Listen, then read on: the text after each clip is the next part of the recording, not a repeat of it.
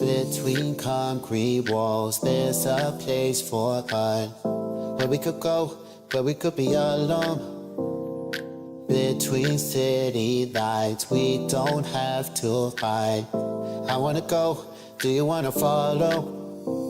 There's something in the air, I can't explain it, but it's there. Ain't nobody gonna find us in no secret love affair.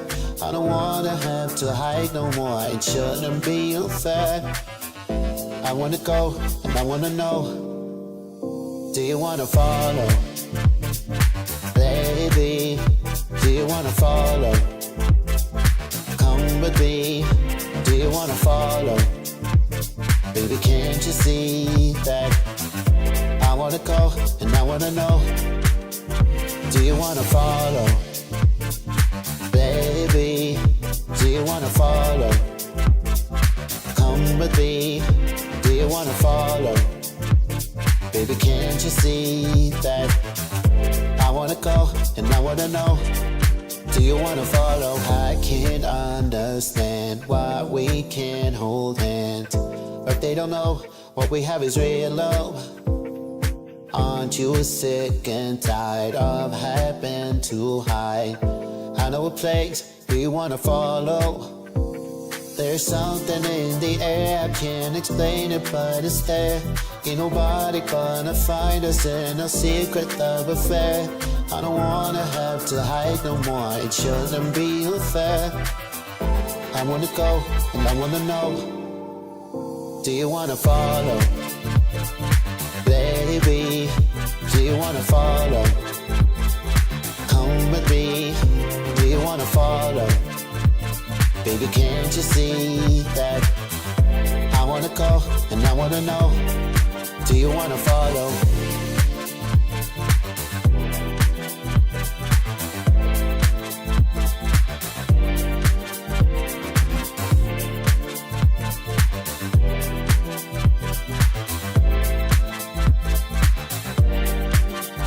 Do you wanna follow?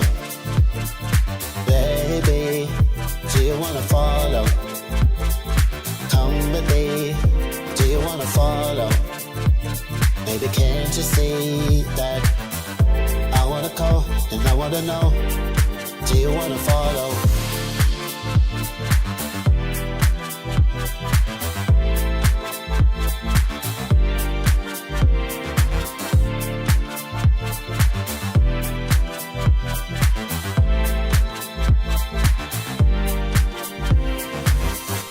What is up, everybody? Welcome to the live stream. It's good to be with you here on a Monday evening. Still people wondering whether that's really me singing or not. Do you want to follow? Baby, do you want to follow? Come with me. I want to know. I want to go. Do you want to follow? Huh? What do you think? No, it's AI. It's AI. I'm glad you guys are enjoying it, though.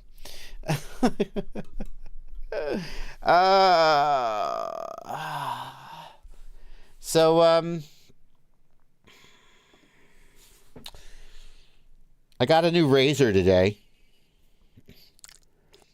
I actually left my, I have a safety razor, like, you know, it uses the little replaceable blades.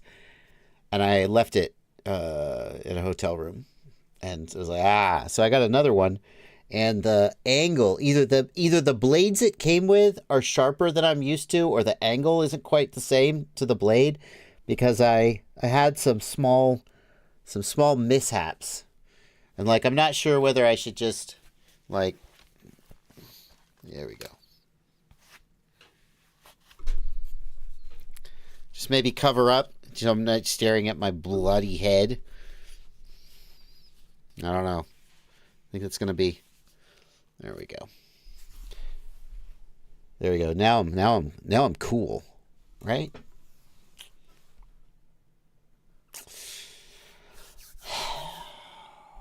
I'll get it. Here's what we're gonna do. Get right into it. I'm going to answer your questions. You're going to post your questions. Transformed from JB into Limp Bizkit. Did you ever have one of those days? Is that Limp Bizkit? I think you better quit. Is that Limp Bizkit, Blunty? You know, do you any? I don't know offhand. I didn't think you would. I didn't think Limp Bizkit was really your style. We're gonna answer questions. Blunty's gonna queue the questions up. The questions are gonna come in the chat. They're gonna come in the Discord server, of course. These beautiful people over here are my patrons, and they get special access to half of my screen and half of my heart. And Blunty's going to queue those questions up, and I'm going to answer them. And that's pretty much how it's going to go for about 2 hours. And then we're going to, then I'm going to go to bed. Yeah, that's what we're going to do. Oh, and one more thing. One more thing.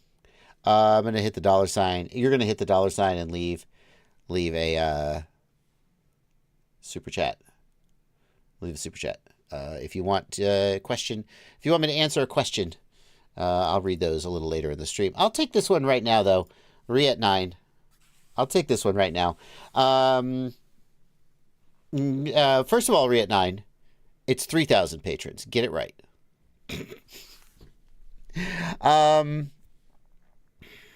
Why did I delete the end of yesterday's live stream?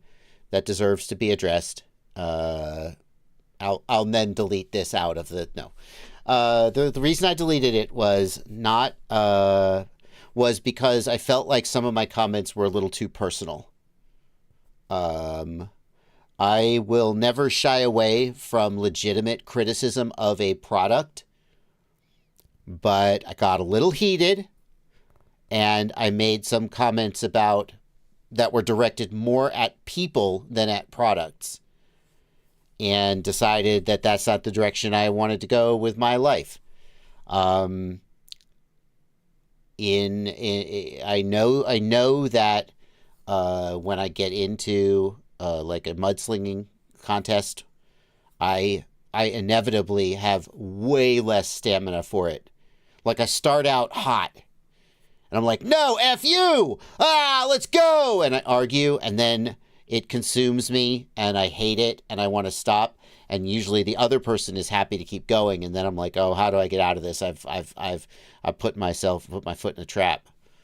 So I realized after the stream was finished that that's the direction this was going, and I was like, no, I'm not going to do that. Also, because if I allow myself to get sucked into a personal drama, then it colors my criticism of the product.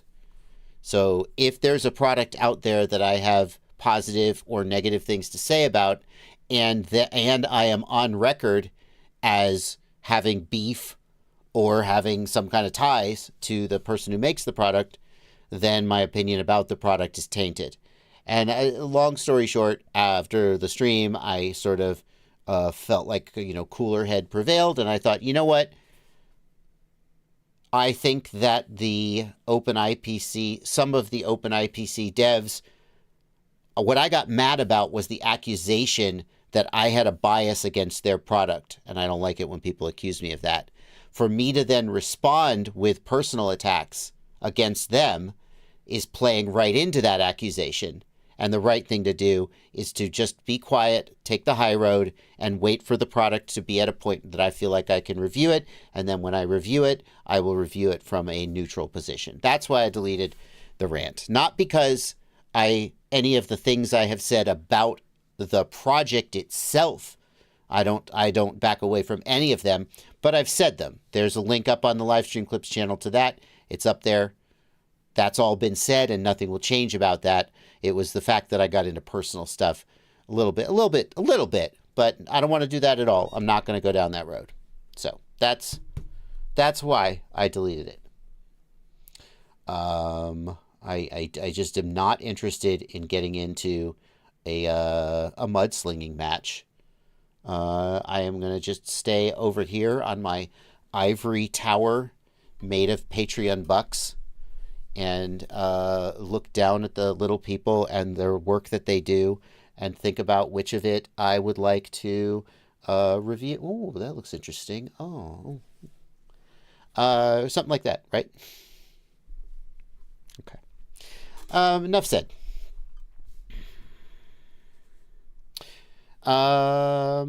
Ooh, I'm thinking about building a mechanical keyboard from Gadget. Ooh, yeah. I didn't build mine. I bought it. It's by it's the Ducky one from who the fucking makes the Ducky? It's Ducky and the Ducky one. I like it a lot, but I didn't build it. I'm just not. I just buy one.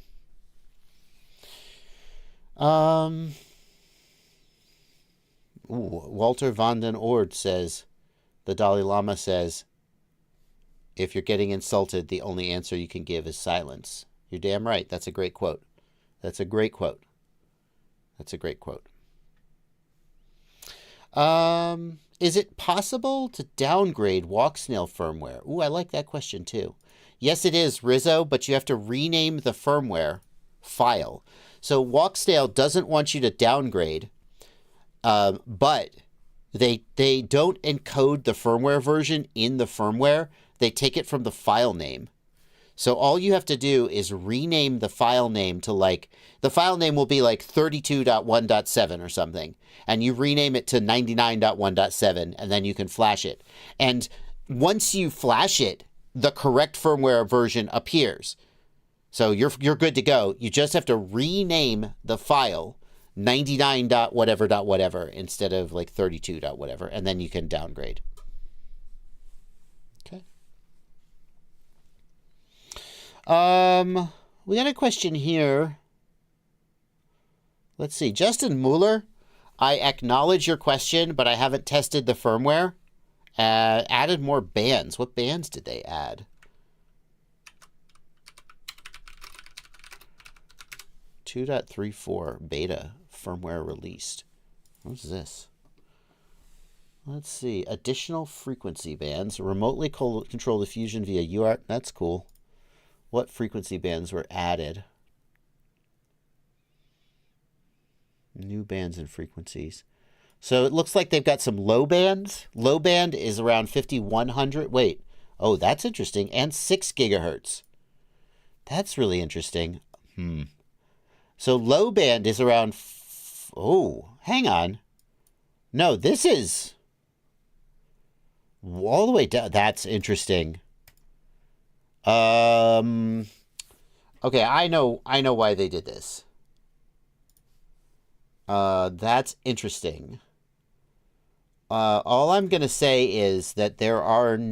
some of these are low bands. There's low band, 5621, 5548, etc., down to 5362. That's low band. That's existed forever.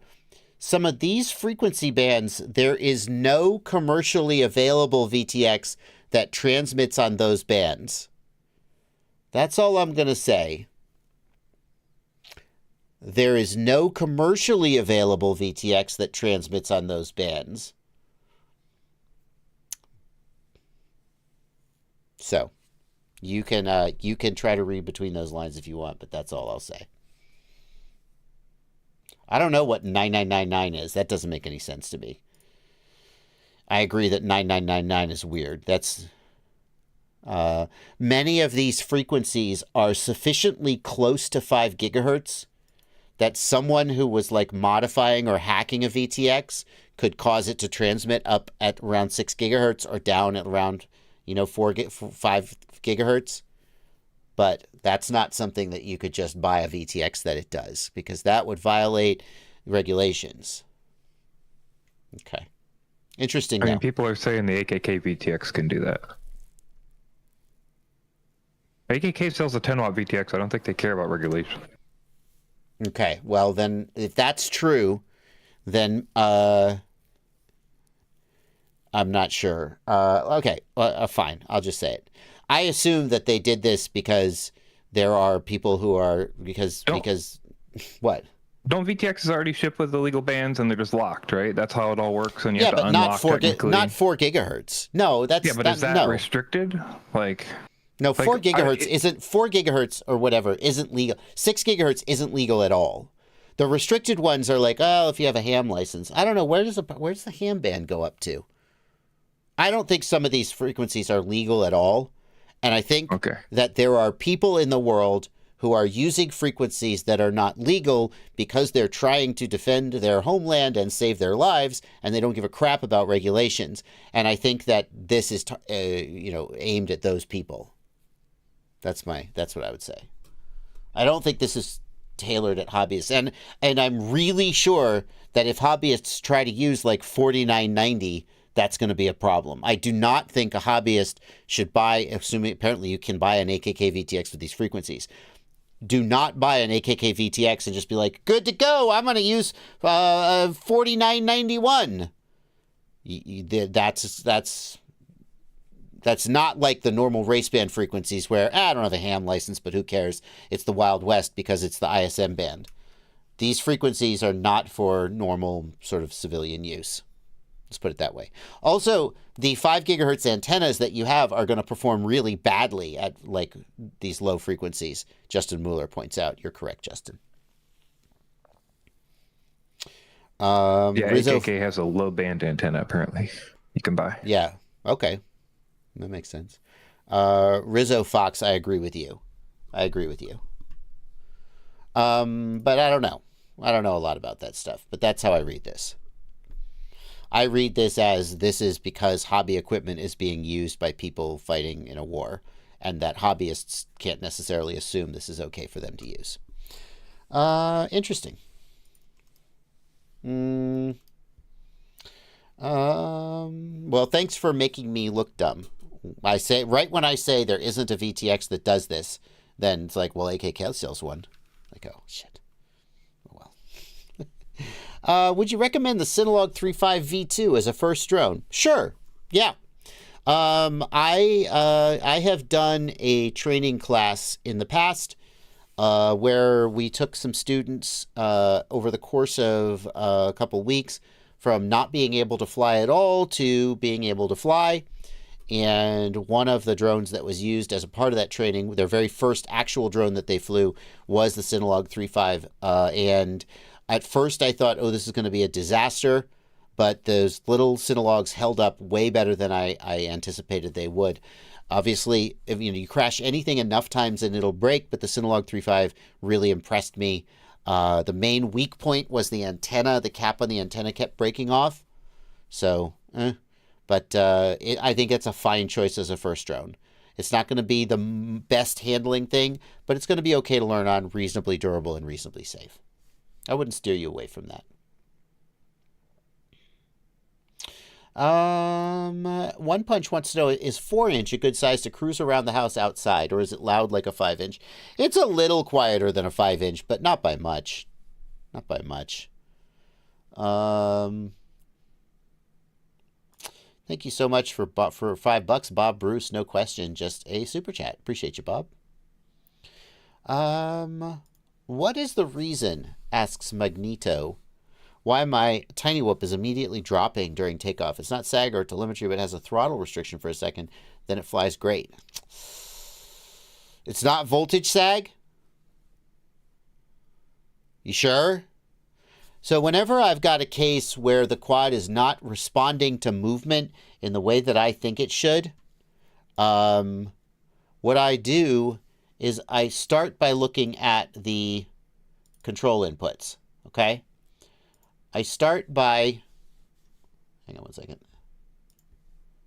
I start by looking at RC command and make sure that my throttle is going up and down as expected. Sometimes there's an issue with the gimbal. Now, that doesn't sound like what you're describing, but it could be. You want to rule it out. So is the gimbal moving up or down as expected? You can easily do that by putting the throttle percent in your OSD.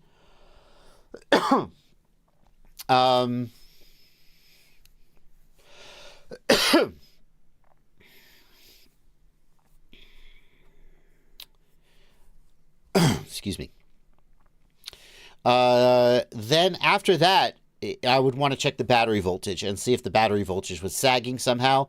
And after that, I might need to start looking at black box. And what I would look at in black box is one of the motors significantly higher than the others. Oh, I just got a cough all of a sudden. I don't know what's wrong with me.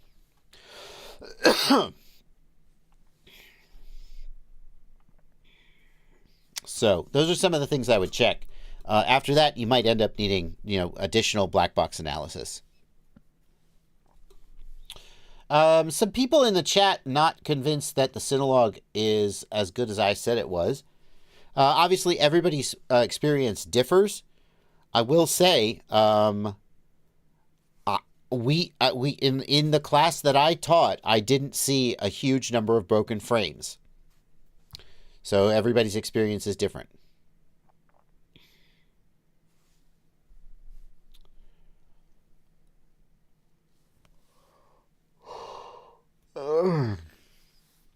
Ty Tapani wants to know, can a 5-inch quad be a good medium to long-range setup? Nah. I mean, not that you couldn't build a good long-range 5-inch. HDLRC, the Reckon 5 is a long-range 5-inch. What makes it a long-range 5-inch is that it is extremely lightweight.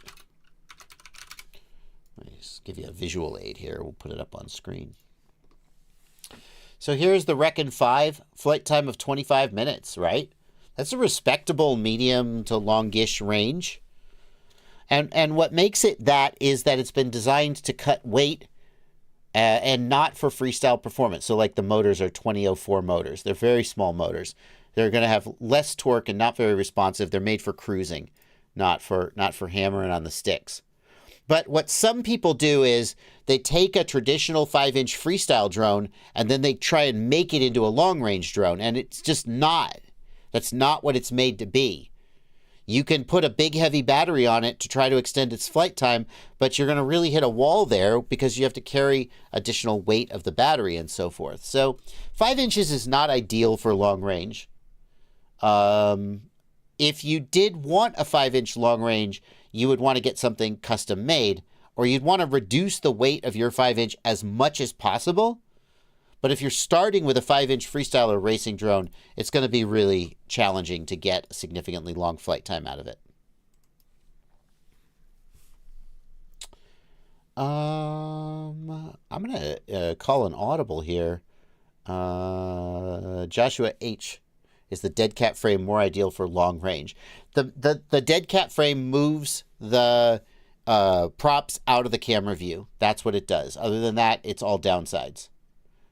Johnny 5 wants to know where I bought the supplies for my Racegow gates. Did I cut it in the store? No, I cut it at home. I have a chop saw, the kind of saw that goes like this, and I cut it at home. Obviously, you could buy any number of tools for cutting PVC. I bought the sticks. I brought the sticks home in the top of my truck. And the connectors, actually, Skittles gave me. Apparently, Skittles has a ton of the connectors at his house. Something to do with his wife's business. I don't really remember the details. But he was like, yeah, if you want a connector set, I'll send you a connector set. So some of those connectors you would have to mail order. They may not be in stock. Like the 5-ways are pretty rare. But I got the PVC sticks at the hardware store, and I cut them. You could cut them in the store. I mean, if you can't get the 10-foot PVC in your car, you could just buy a PVC cutter and cut it in the parking lot, Circular saw, not ideal for cutting PVC because it tends to chip the ends, but it's fast as heck and the cuts were really accurate, so I'm okay with it. Miter saw with the blade put in backwards, says Night Owl. Did not know that. Did not know that. Let's see here.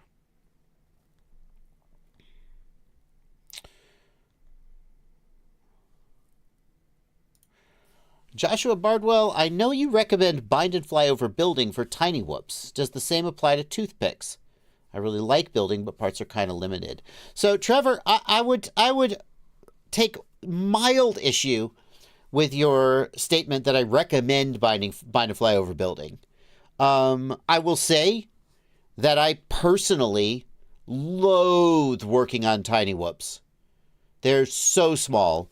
And I'm just like, it's just like constantly lift up my glasses, stare at the thing, put my glasses down, work on the screw, lift up my glasses. It's just, I loathe working on them. If I worked on them a lot, I'd need a magnifier. Everything is so small. It's like, it's just a hassle. So I dislike it. So I personally dislike it. And I notice that people who fly whoops I would say they seem more prone to buying bind and flies than people who fly 5 inches. Okay, so that's an observation of what other people do. But like, should you buy a bind and fly versus building? Like, here's the thing. When you think about, like, when Aaron Ciotti sat down and worked on my FPV know-it-all tiny whoop page, I'm going to talk myself back around to saying that I recommend building. Tiny whoop. What I was like, okay, one of the things on this page should be a no compromises, best in breed build. And Ciotti said, okay, we'll start by buying the Happy Model Mobula 6. I was like, what do you mean? Shouldn't you buy a frame and a flight controller and a camera? And he's like, well, the flight controller and the camera on that one are great. And the motors are great. So it's like you sit down to build a best in breed, whatever, tiny whoop, and it turns out that's just a bind and fly with a couple of little modifications. So like, okay, well, I guess I'm going to start with a bind and fly. So that's where I'm at. I think that there are fewer options for bind and fly toothpicks, and there's more potential for you to squeeze a little more performance out of a toothpick than in a tiny whoop. So, and obviously if things are out of stock and you love building, that's the thing. If you love building, then frickin' go build. Yeah, no worries there. All right, let's do the super chats. We've got about 8 super chats so far. And I'm going to start answering super chats. We're going to keep answering them as long as they keep coming in. Okay? So it's the super chat bonanza. And we're going to start with this one from Chunky Tuna from $10 super chat. Thank you. That's very generous of you. Appreciate it. How do you feel about fast charging versus slow charging LiPos? Do you think charging with higher amperage decreases battery life? No, I don't. Obviously, there is a limit like where you're damaging the battery. But I think that in terms, if all you care about is battery lifespan, I think that 1C charge rate is extremely conservative. I want to be really clear that nothing I'm about to say is advising people out there to charge it faster than 1C or to otherwise circumvent safety regulations. I said if all you cared about was lifespan, then charging at 1C is way too conservative. Now, I don't have hard data to prove this. What I have, there's one study that I saw years ago where they tested batteries charged at 5C versus 1C. And then at the end of the test, they measured the battery's capacity. And the batteries at 5C actually had more capacity than the batteries at 1C. And one theory that they came up with was that the 5C charge rate warmed the batteries up slightly, and a warmer battery, it just lets the electricity go in and out easier. And so their theory was that the 5C charge rate actually kept the batteries healthier because they were charged in a warmer temperature. And that, okay. It's just one study though. I think that if you look at most batteries, the manufacturer rates them for a 3 to a 5C charge rate. So then why do we always recommend charging at 1C? And the answer is that the faster the charging is when a battery is most likely to light on fire if it's damaged. And, we got some stutters. What's going on? I don't have any dropped frames. Everything looks good on my end. That's weird. I hope it's just passing. everything looks great on my end. Like 0 dropped frames, all good. Hopefully it was just a brief interruption. Okay, continuing. So we charge at 1C because batteries are most likely to light on fire when you're charging, and the slower the charge rate, the more tolerant the battery is going to be. A battery with a little bit of damage charged at 5C might light on fire. That same battery charged at 1C might not light on fire. So as far as longevity goes, charge at 3C, charge at 5C. I feel like anything up to about 5C is probably not hurting anything, but it's just making that up, and it's not really necessarily based on any data. I will say, I usually charge my batteries at around 3 or 4C. And again, I'm not advising that you do this, but my way of thinking is that if I charge at 1C, it takes an hour to charge my battery. If I charge at 4C, it takes around 15 minutes to charge my battery, and I can just be there the whole time. And to me, that feels safer than charging at 1C and like wandering away while they're charging. But, you know, I've been doing this a long time, and if one day it bites me in the ass, then, you know, what are you going to do? I've been at around 3 or 4C for several years now. I don't overcharge, and I'm very paranoid about damaged batteries and getting rid of them.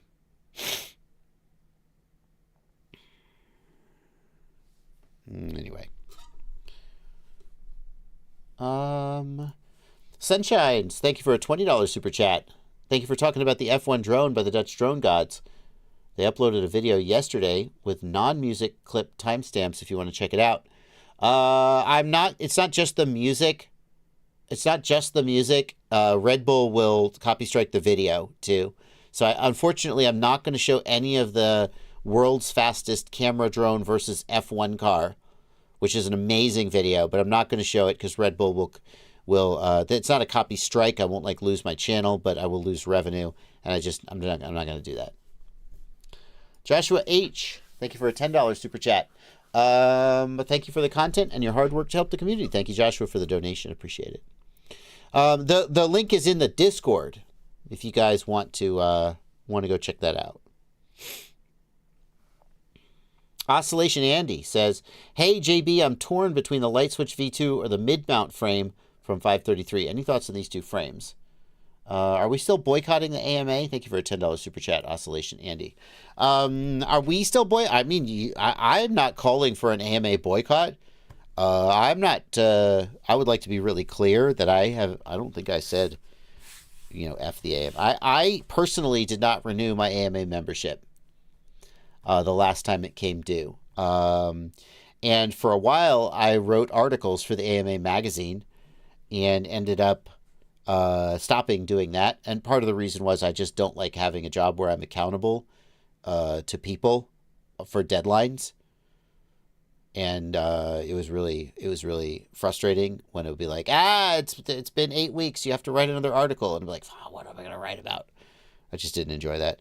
But also, like, when I took the job writing articles for the AMA magazine, part of it was, well, I'm an FPV drone guy going into the lion's den of the AMA fixed wing RC control line. I'm joking. And I'm gonna try and get my perspective out there and let these guys see, try and proselytize the good word of drones and FPV. And I feel like I did some of that. But also there came a point where I was just like, this is pointless. I'm not making a difference, and it's not fun anymore. So if you're not making a difference and it's not fun, then you should stop doing it. I didn't renew my AMA membership, especially because I didn't feel like the AMA. I felt like the AMA was only supporting my interests incidentally. Like, The AMA can point to things that they've done that directly helped FPV pilots. But it felt like, for the most part, like when we started to learn about FRIAs, and it became clear that the AMA was angling to get their fields designated as special exemptions and not really fighting for anybody else to have the right to, that's how it seemed to me. And it's like, on the one hand, I get it. You have constituents, you fight for your constituents, but it also felt like they were fighting to preserve their position in a position of power and influence, and to keep other people from having the ability to represent their constituents. So yeah, that's how I would put it. So the AMA has their constituents, and like the FPV Freedom Coalition, the Flight Test Community Association, who are two other CBOs, they have their constituents. And it didn't feel like a perspective of, hi, we're the AMA. We've been at the, at this table for a long time. Welcome you guys. We represent traditional flying field pilots. You guys represent FPV pilots. We can all come to the table and work together. It felt like, no. We're the only special ones at the big grown-up table. And I was just like, I don't think I want to pay them every year anymore. I don't want. It sucks because they legitimately do good lobbying that benefits us. We just talked about how there have been a lot of FRIA approvals, including my house. We just talked about how the AMA has a special ability that AMA, what are they called? Contest directors? Shit, I can't remember the term. They have the ability to just say, ding, this event is a FRIA. No paperwork, no nothing. I mean, maybe there's some paperwork. But they could just designate a temporary event as a FRIA just by saying so. And that's going to be valuable because it's potentially going to help events like Rotor Riot Rampage or, etc. And so the things that the AMA does sometimes do benefit, but I just didn't feel great. I would rather be a member. I'd rather pay dues to the FPV Freedom Coalition, who I know is fighting for me, even if in some ways they are less effective than the AMA, because the AMA can hire lobbyists for hundreds of thousands of dollars a year and go lobby Congress, and that gets results. But I just know who I'd rather be spending my money on. So,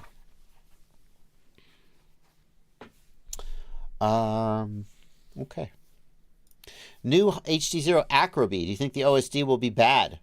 I don't know. Does it have the same software OSD, or does it have a real OSD chip? They've done the software, the FreeSky, is it the Pixel OS or whatever? And it has had problems.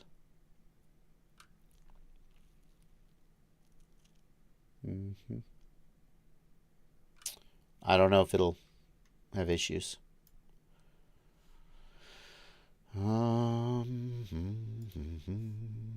Oh, we got a table. You know I love data. Well, apparently this chart proves that charge rate does compromise lifespan. Okay.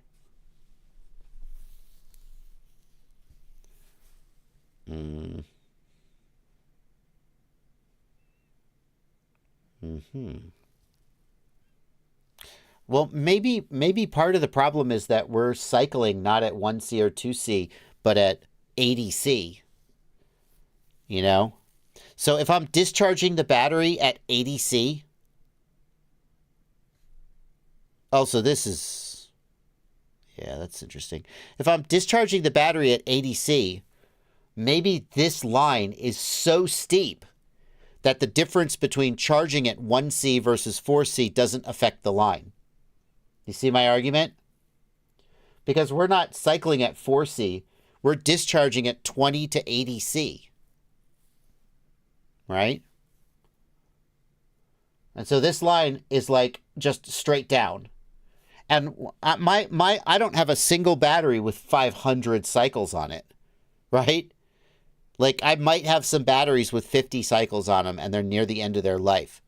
So I guess my argument would be that if you only expect your battery to last 50 cycles and you're already crushing it by discharging it at 70C.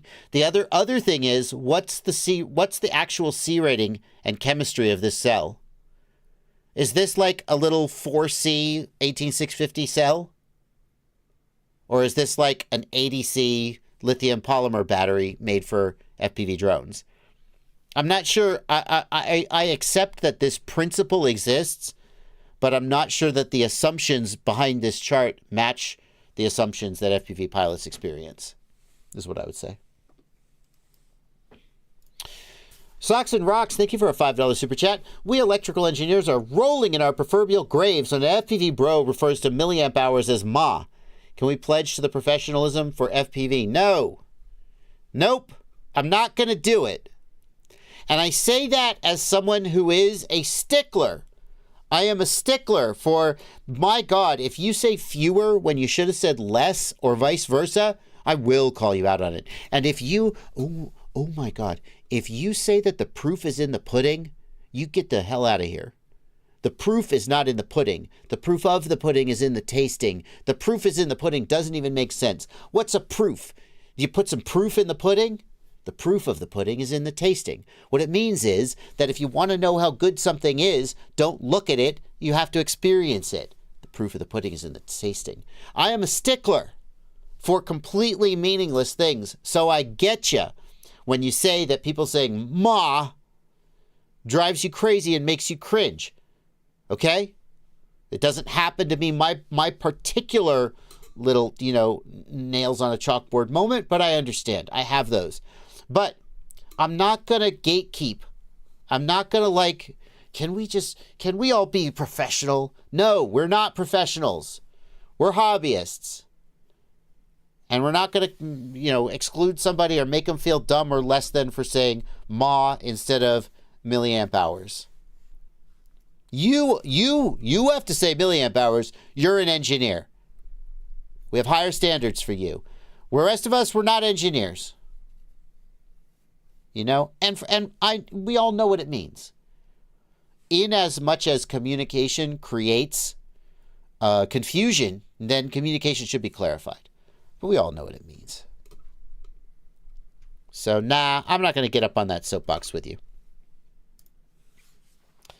But I have other equally pedantic soapboxes I would get up on. Forever a Beginner, thank you for a €5 super chat. Most affordable video setup to fly both analog and walk snail.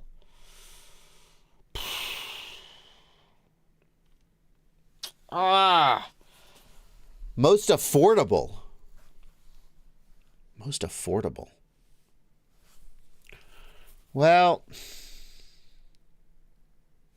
I'm guessing somewhere out there's an analog goggle for $300 with an HDMI input, plus the Avatar VRX.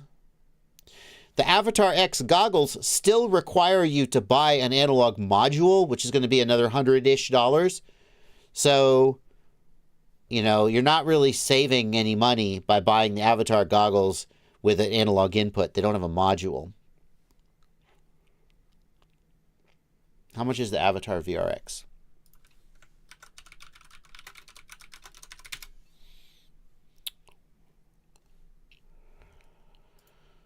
Not firmware update, just the VRX. How much is the VRX? Was it $219? Shoot! Oh, man. Okay. Wow. Okay, I take it back. It's the Goggles X. How much is the Goggles X? The Goggles X, still on pre-order, apparently. Okay, so the Goggles X are $459. The VRX is $239. So $459 minus $239 is $220. So you'd have to get analog goggles for $220. And here's the thing: most analog goggles they're gonna come with a shit module. So you might end up buying an analog module anyway. And I think you're going to struggle to find analog goggles that can take an HDMI input and have like 1080 resolution. I think you're going to struggle to find that for $220 for sure, maybe $300, $350, $375. So I think that even if you're saying buy used Fat Shark goggles, Are you going to get a used set of Fat Shark goggles with a rapid fire or a fusion module in it for $220? That's asking a lot. I feel like the Goggles X plus an analog module, $459. Well, you got to buy an analog module, so that adds another $100. So it's more like $320 is the break-even point if you have to buy an analog module. Yeah. I think, like, obviously you're going to go out there and you're going to look at what you can get goggles for, but I think you're going to probably find that the Avatar goggles plus an analog module is going to be the best way to go, especially because they're going to give a much better experience with the Walksnail system. And you're probably going to end up buying a lot of Walksnail once you actually experience digital. That's just what most people do. There I go again, shilling for digital by correctly observing trends in consumption and usage patterns. Shilling! Shilling! Hey, did you know that Coke is more popular than Pepsi? Oh, he's a shill for Coke! No, I'm just describing a trend that can be empirically observed. Shilling for Coke! Most people, when they use a digital FPV system, end up transitioning away from analog because they prefer the digital system. Oh, look at him. Look at him promoting digital systems again. Oh, money, please. Money, DJI Walksnail. HD0?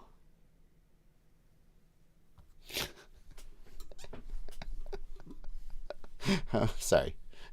Got a little carried away there.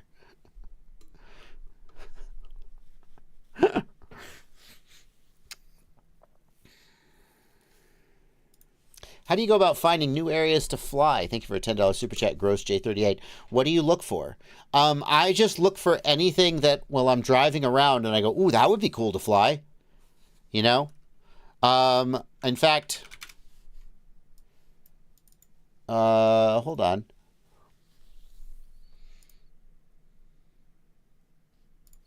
I actually have a map with like dropped pins of places I'd like to go fly. Let's see if this one, I don't know if you can actually see this. Is it? Oh yeah. So they're starting construction. This picture is actually way out of date. They're starting construction of an overpass here.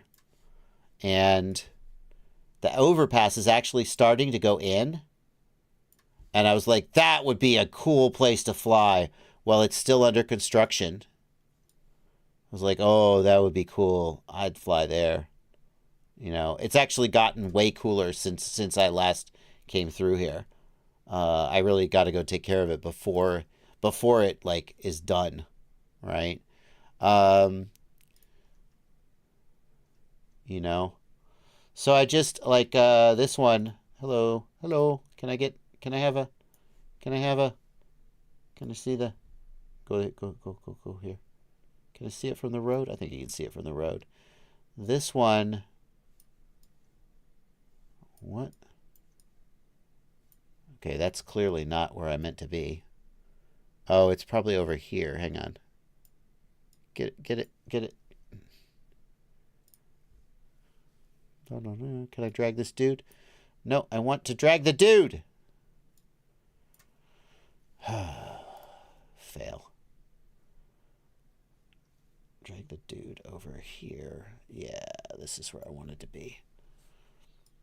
Yeah, so this one caught my eye because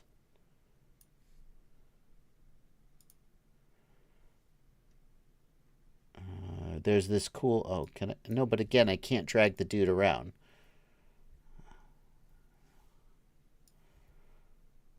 Here we go. There's this cool, yeah, right here.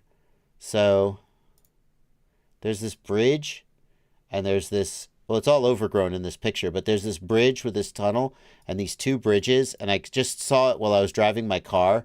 I was like, oh, those two walking bridges would really, really cool to like come on a Sunday and fly near them. So basically, I just keep an eye out for public places that seem accessible. They seem like I won't get in too much trouble if I go fly there. And then I make notes on my Google Maps. I just save them to a Google map to scope spots out.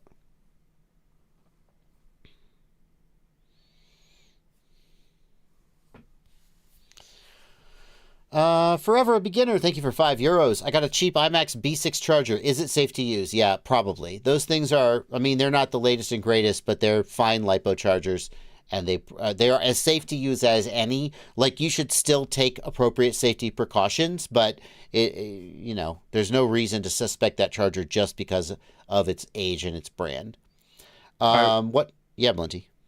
I will say that the B3s were faked, so I'm not sure if they were fake B6s. But you should make sure it's a real IMAX charger and not a fake IMAX charger. How can you do that? Oh, like for instance, on the one I got from Amazon that blew up when I was charging a battery with it, the B3, it did not have a registered trademark logo on it. Okay. So it was the same logo, but it didn't have the little registered symbol. And then I looked up real ones, and I was like, oh, they all have registered symbols. Yeah, I guess the question is, when you say you got a cheap B6 charger, do you mean you got a B6 charger and compared to other chargers it was cheap? Or do you mean you got a B6 charger and compared to other B6 chargers it was suspiciously cheap? Right? Then if it's a knockoff clone, then yeah, then maybe you should be suspicious of it. Regardless, you should be charging in such a way that if the battery lights on fire, that is not a catastrophe for you that destroys your home. I will say, you know, you guys,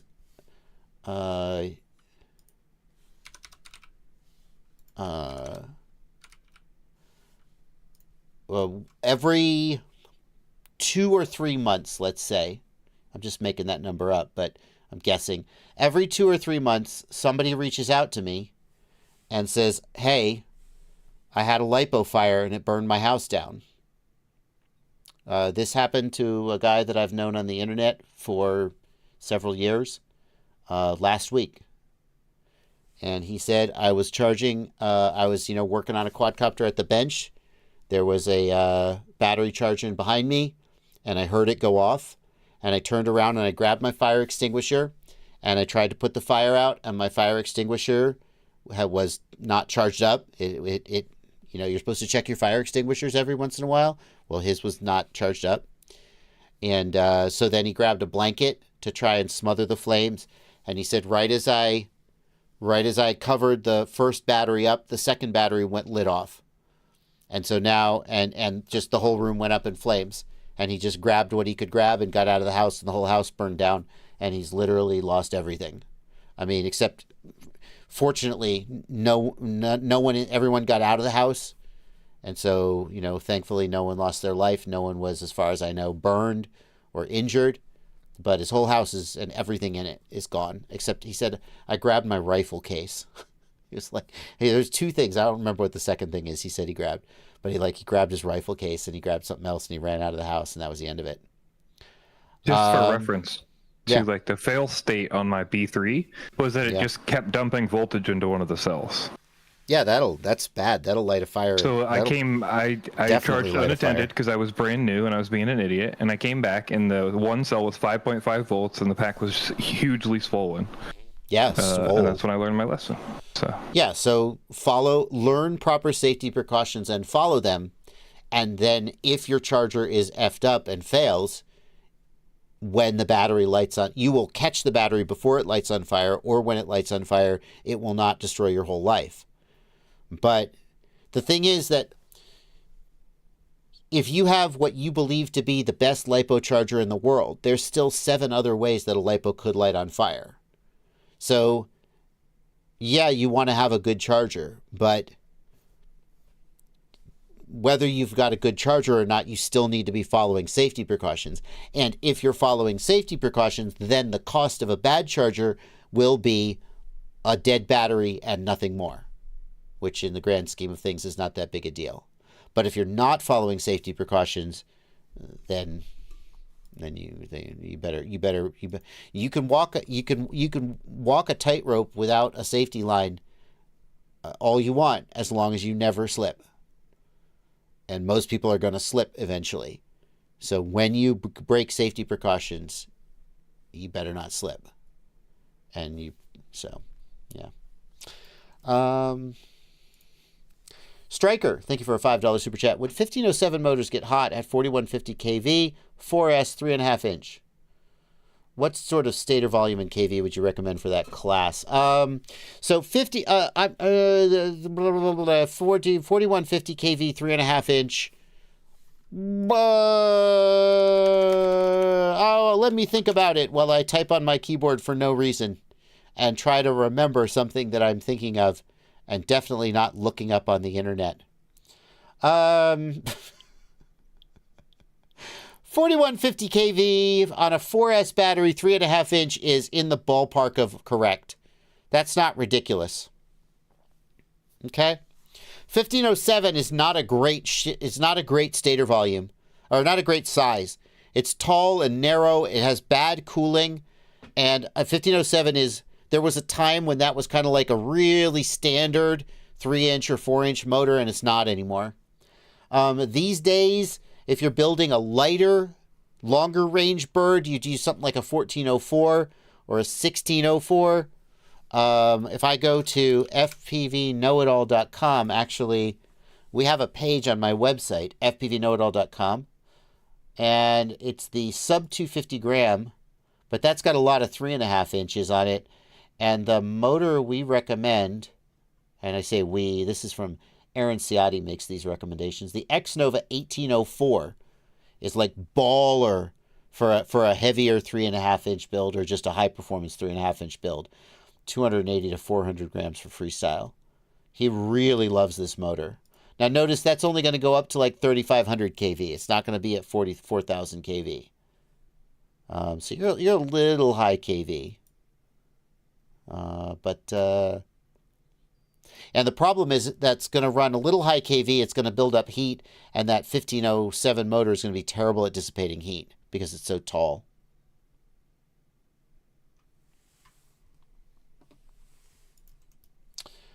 It's Blaine. Thank you for a $5 super chat. I used DisplayPort CLI commands. Nothing. Goggles 2 up to date. Betaflight 4.3. Blunty, can Betaflight 4.3 do digital OSD? Or when did they add it? They added it in 4.3, didn't they? Yeah. Like full MSP DisplayPort? Wait. Runcam Phoenix. Updated on Consumer Drones app. This is a DJI. I don't remember any CLI commands for DisplayPort in 4.3, but that's possible. I think HDOSD got added in 4.4, but there was rudimentary MSP OSD for DJI on 4.3. That's my memory of it. But I could be wrong. Yeah. He's got Goggles 2. Okay, here's the problem. He's got Goggles 2.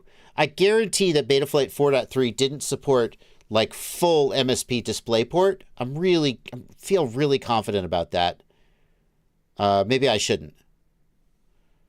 But I think you need to be on 4.4 to get the full HD OSD that you want. I don't think 4.3 can do it. I'm like 85% confident that 4.3 couldn't do it. I think in 4.3 we had the original DJI OSD, which read values via MSP and displayed them, but it's not. Sunshine is really sure the full OSD started in 4.3. Crap. Well, I was so happy.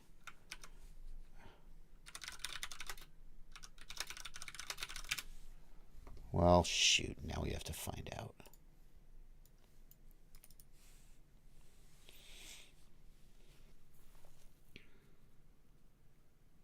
That's 4.3.2. I want 4.3.0.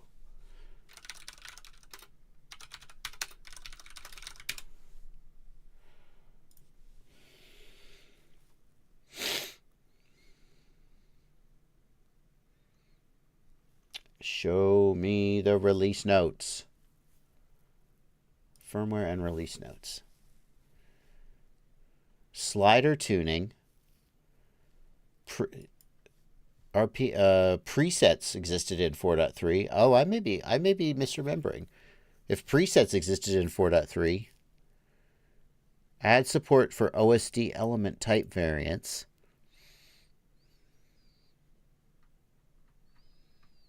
No.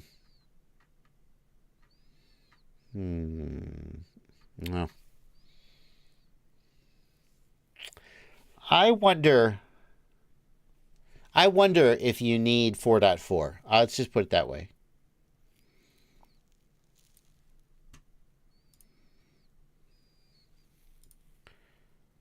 Augie says 4.3 supports the full OSD via WTFOS on the V2 goggles, but not the HD OSD. Okay, well, Augie knows.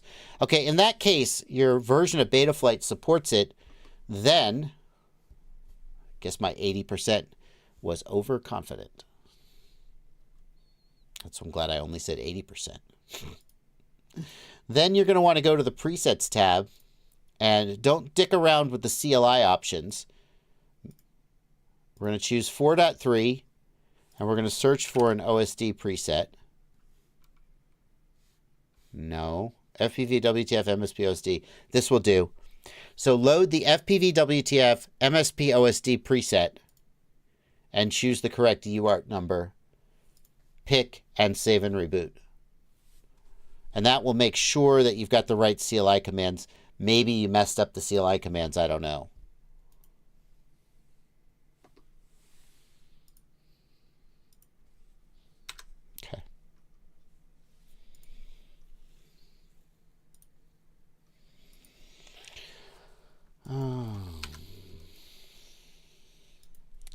Bro Wild, thank you for a $10 super chat. I got a C, a D, and a D in Calc 1, 2, and 3.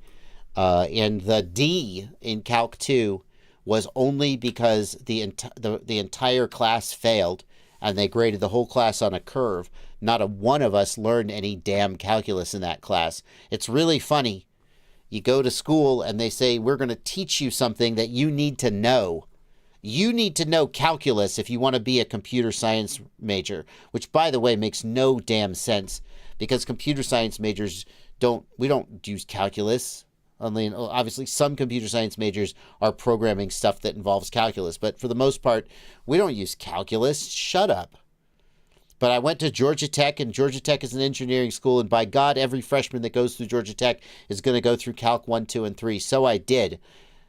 And so we took Calc 2, and the average score in that class, I don't remember, but like the average score in that class might have been a 60 or a 50.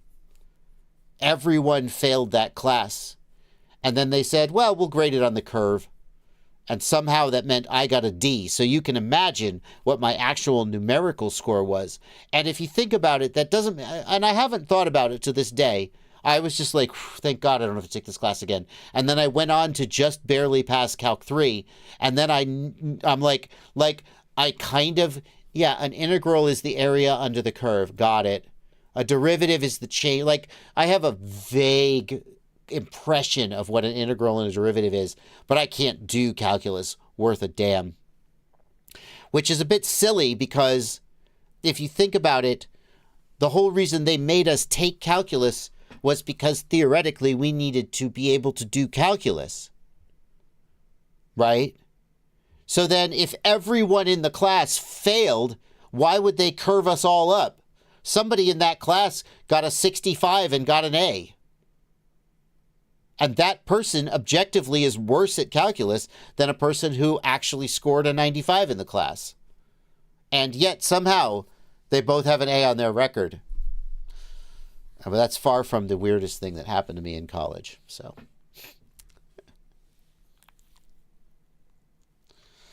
Binkoro FPV, thank you for a $5 super chat.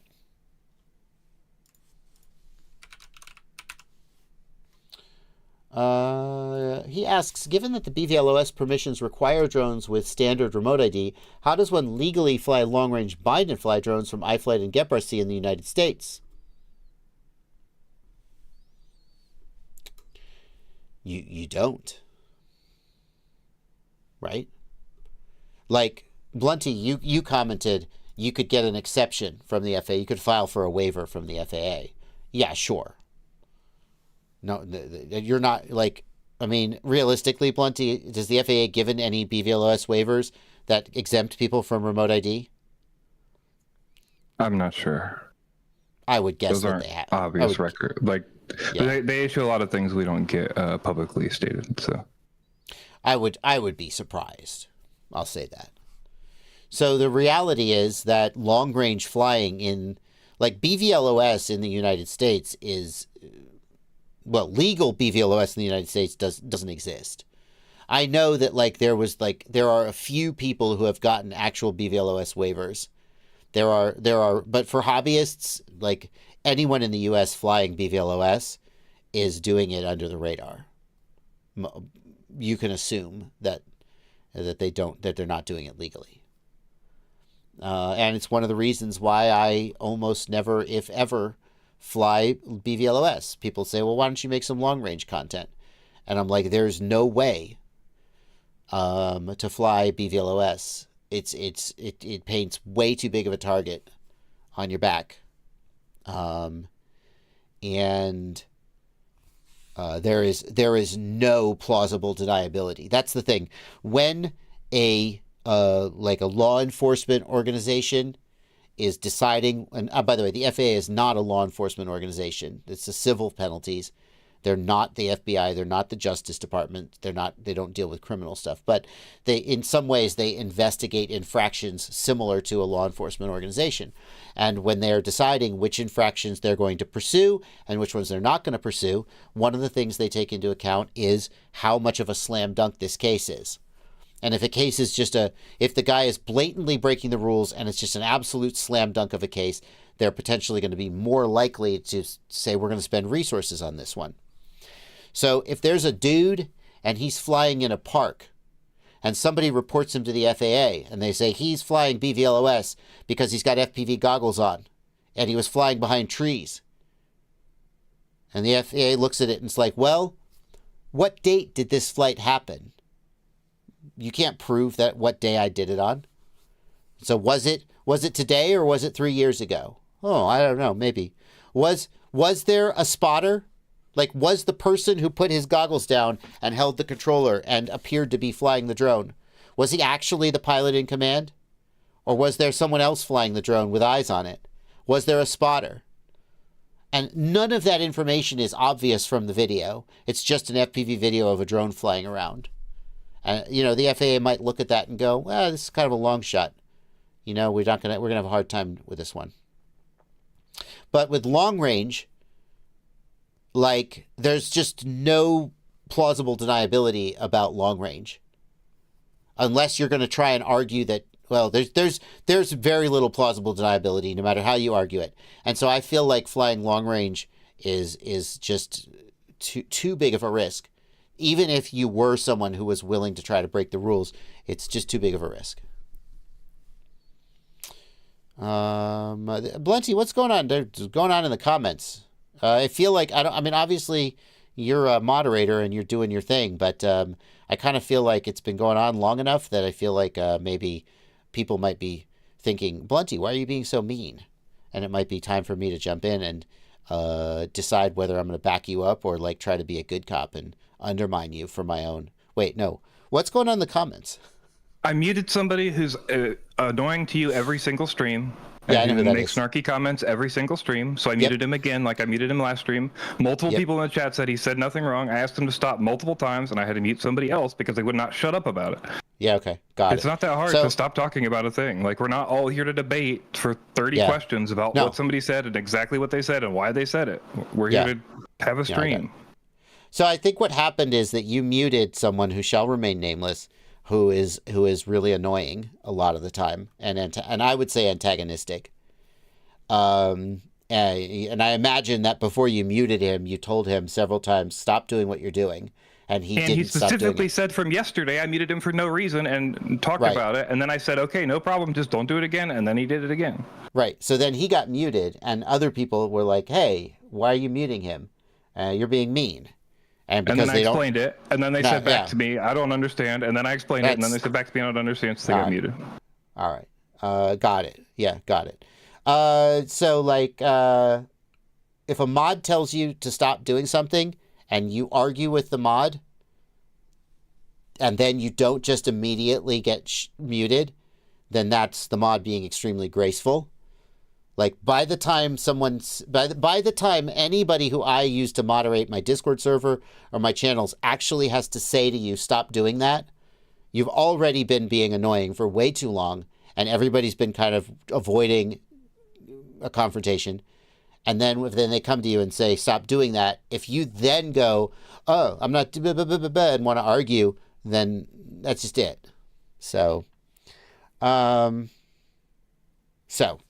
there's no reason for anybody else to be arguing with Blunty about his moderation decisions.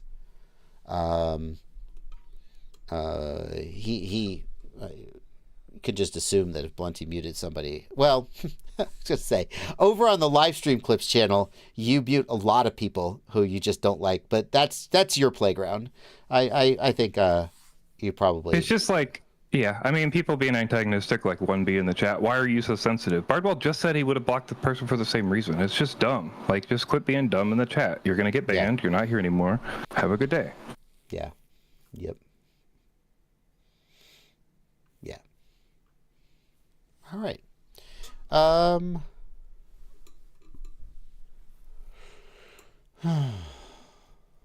Nobody got banned. Somebody got timed out.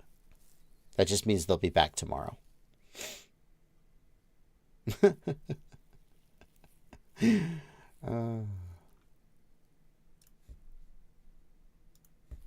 You could tell nobody in this chat has ever streamed.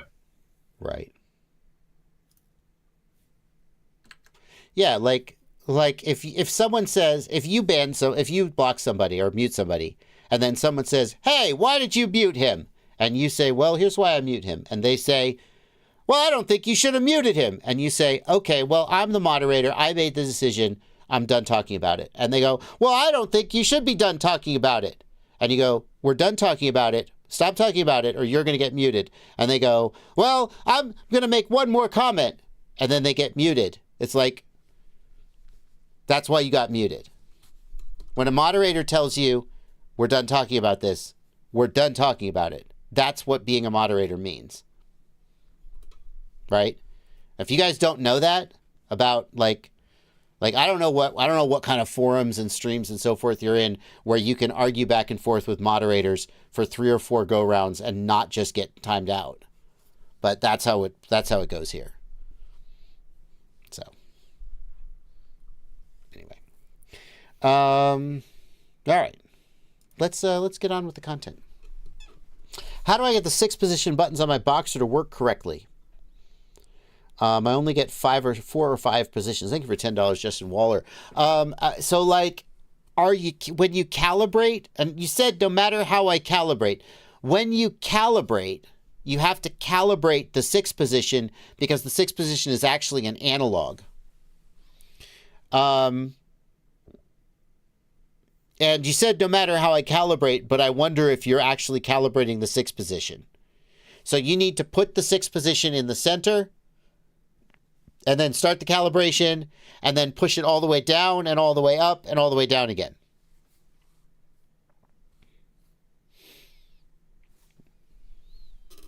Yeah. I wonder if you're doing that. If you're not doing that, if you are doing that and it's not working, then I'm a little stumped too. So, Justin Waller, go ahead and email me, jb@joshuabardwell.com. And I will do my best to help figure that out for you. But that's my hope is that you're actually not calibrating the 6 pos, and that's why it's not working. Tony DiMaggio, thank you for $10. I'm not new to the hobby, but I am new to FPV, and I've learned a ton from you, Josh. Thank you. Thank you, Tony. It's very kind of you. Justin Waller says, I'm hitting all 6 buttons going all the way up and down in the calibration screen. So, Justin, when you do that, in the calibration screen, do you see all 6 positions? 1, 2, 3, 4, 5, 6, 6, 5, 4, 3, 2, 1 at the end of the calibration?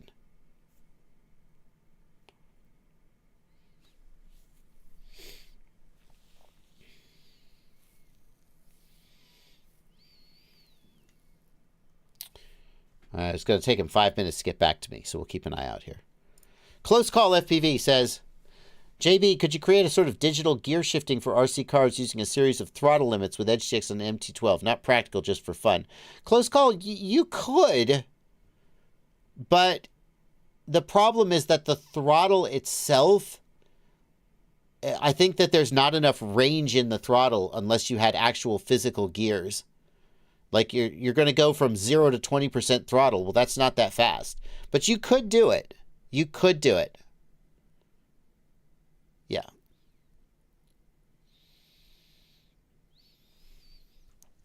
Joshua H. says, I was looking for into a SpeedyB F405 V4 and 722 V3. Is $10 more for the 722 worth it? Thank you for $5, Joshua H. I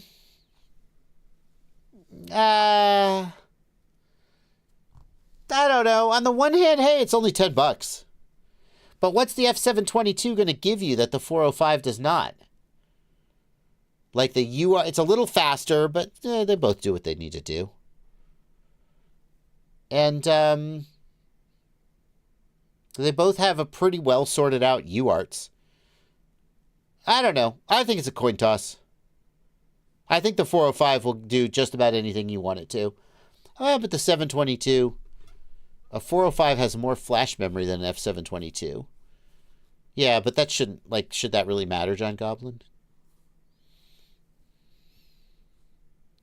Yeah, I mean, Joshua H., the chat points out that you just spent half that $10 asking this super chat. Thank you for the donation. We got a super chat here from Fern's Plant-Based for 99. Oh, I can never remember what this symbol is. What is that symbol? I'm going to remind myself here. That is a Philippine peso. Filipina peso. Thank you so much for the donation. And Wrangler's TV. Let me just make sure that you guys didn't ask a question. His question is, my quad keeps jumping when armed, if air mode is on. If off, it's okay. It flies good, just the arming part. When you arm and leave the quad on the ground, it can become unstable with air mode. If you're trying to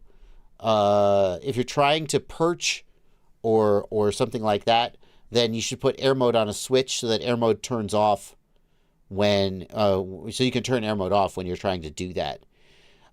If you arm and it immediately begins jumping, then I think your PIDs might be too aggressive. But if it flies good, then just like arm it and take off and fly it. Maybe you need to bump your filters up a little bit. Tony RZ, good suggestion. I'd be interested to know like what the jumping looks like. Like, do you arm and it immediately starts going? That could be a problem. Like, you might need a little more filters or a little bit lower PIDs.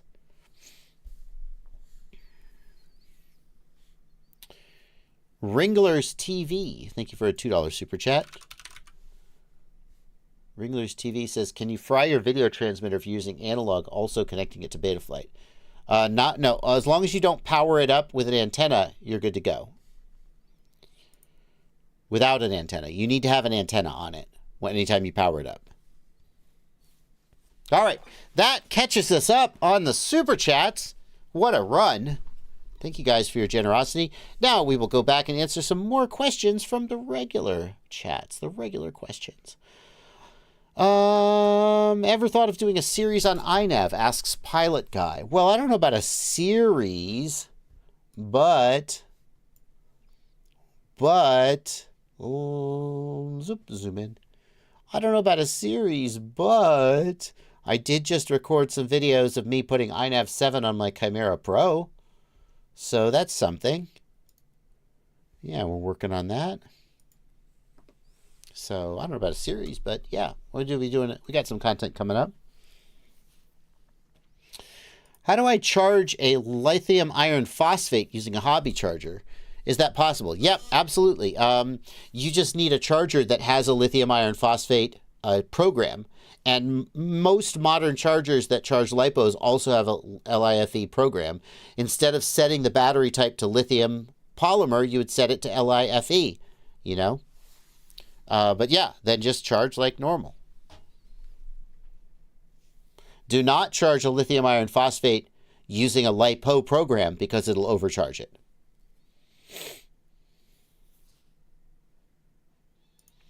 Does it matter if you charge a LiPo with a lithium ion option?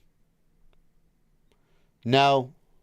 The only difference in I'm open to being told I'm wrong, but my understanding is the only difference between a LiPo and a lithium ion charge cycle is the stop voltage is 4.1 for a lithium ion and 4.2 for a LiPo.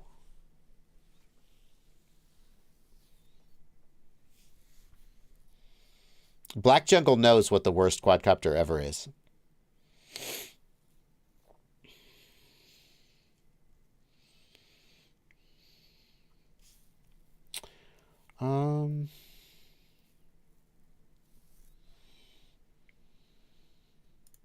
Will Power asks, 2 years on, what's your assessment of BL32 by RPM versus 48K locked, and do you ever use it?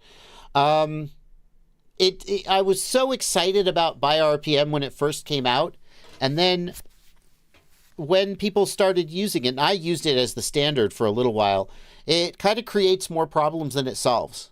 Seems like a good idea. It turns out, in my opinion, other people might agree with me, but I'm not going to call anybody out. But in my opinion, locked either 48K or 24K, whatever PWM frequency you want, a locked PWM frequency should be your starting point, and you only move to by RPM PWM if you're having problems like mid-throttle oscillation that you think might be related to the PWM frequency.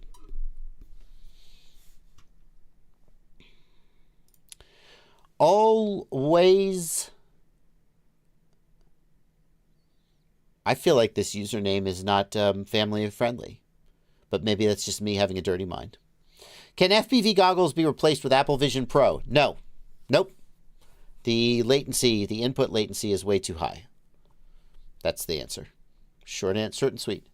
At least today, Rotor Riot tried it. It was cool, but the latency was way too high. L. Leston says, I was referring to a deep cycle RV lithium polymer. It doesn't have a balance port, and you don't know how many cells. So L. Leston, there's a couple options here. You do know how many cells, okay? Like, think about this, Leston. If I told you a LiPo was 16.8 volts, how many cells is it? Like, that's a 4-cell, right? You just know that because you know a fully charged 4-cell is 16.8 volts. If I told you a LiPo was 25.6 volts, right? It's you know that's a 6S, right? Okay. So you can derive the number of cells from the voltage coming out of the battery. Okay? But if you've got a battery, some of these lithium polymer batteries have a built-in battery management and charging system. And so they're not meant to be charged like a lithium polymer battery. You're meant to apply a DC voltage across the terminals, and then the battery handles the charging. In that case, I think you still can charge it like I don't know. But if it's got an internal BMS, then you would want to refer to the manufacturer's recommendations for how to charge it. I will say, though, I have some Relion. I have a Relion battery that's lithium iron phosphate. And the manufacturers, I just charge it with a lithium iron phosphate program. And I just rely on the internal BMS to handle the balancing.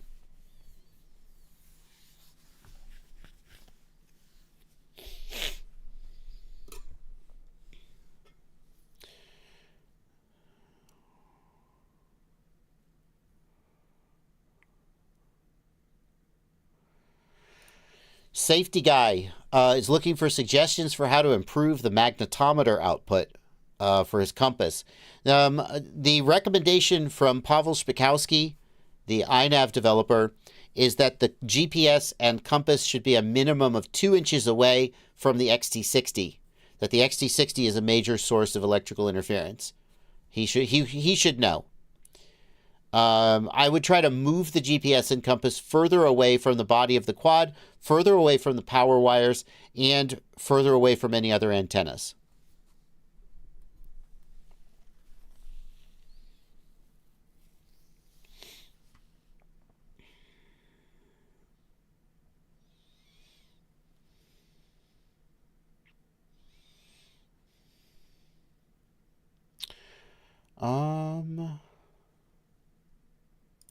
Trevor K. I've heard the walk snail antennas are pretty bad. Should I replace the goggles or VTX antennas? I think that replacing the goggle antennas with upgraded antennas is a no-brainer, because that improves your performance for every quad you fly with. Replacing the antennas on the VTXs gets expensive, because let's say it's $10 a piece. Well, that depends on how many quads you have. Maybe if you only have 2 or 3 quads, it's also a no-brainer. But, that's $20 per quad if you have dual antennas, and that does add up. So upgrading the antennas on the VTX will give you better performance, but in my experience, the goggle antenna is where you really get the most bang for your buck. Escape wants to know, do you prefer 2306 or 2207? 2207, I think, is... according to Chris Rosser, 2207 is the optimal balance of volume and surface area.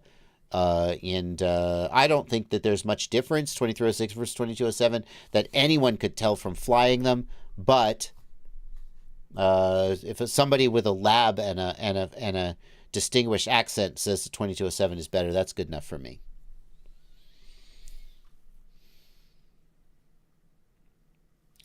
Extreme Vision, yes. The pads T6 and R6 are UART 6 in beta flight. That's always how flight controllers denote UARTs.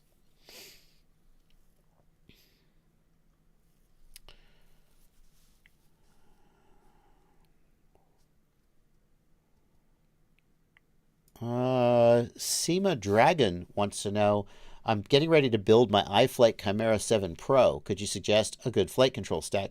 Seema, the obvious choice would be the iFlight stack. That's what iFlight sells it with, and it works out pretty well. I think that's a pretty solid stack, and I might be tempted to get it just because you buy iFlight frame, you buy iFlight flight controller. Why not, right? You buy some iFlight motors. Why didn't you buy a Bind and Fly? No, I'm joking. But that's a pretty safe choice, I think.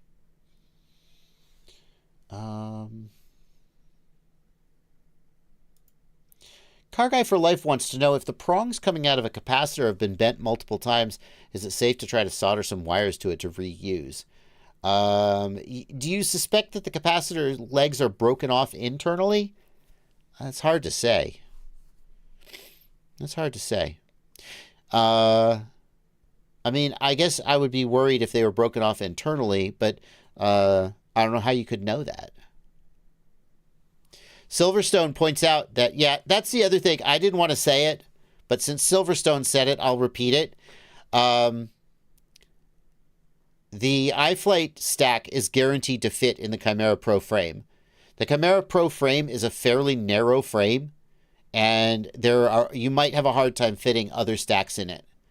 So there's another reason why you should consider just buying the same iFlight stack that they ship it with.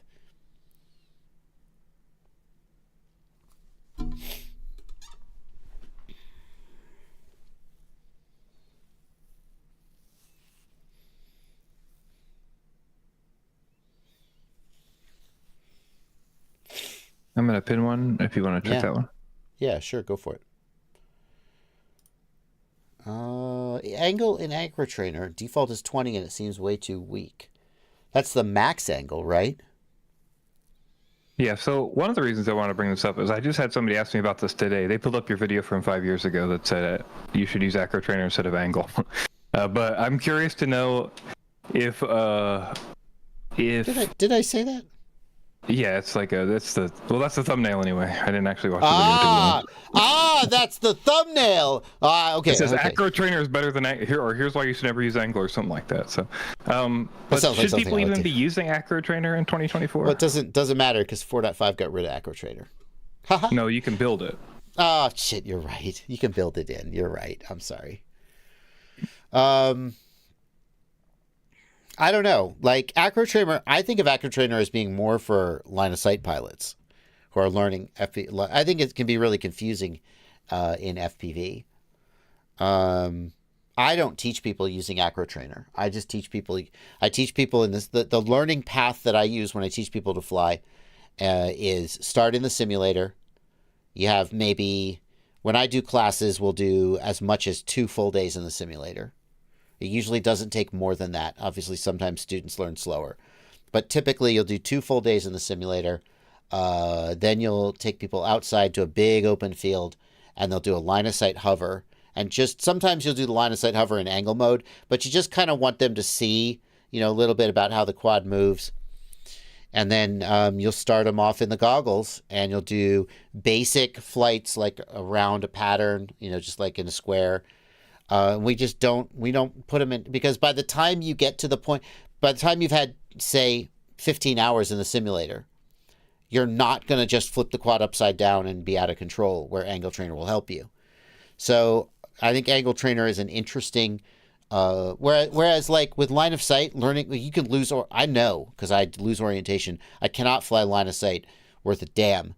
I lose orientation so easily, and Acro Trainer would like save me from just getting out of control. Personally, I don't find that to be a problem when teaching people to fly acro. So I think Acro Trainer has potential, but I didn't really settle into using it for FPV. Jason Aviator, when I teach, I usually use liftoff.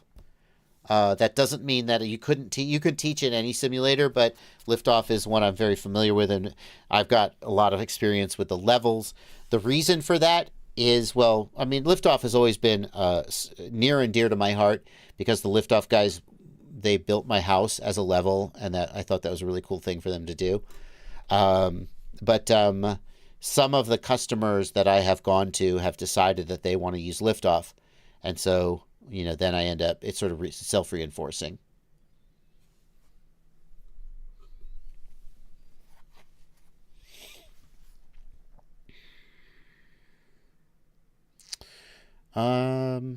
Let's see here.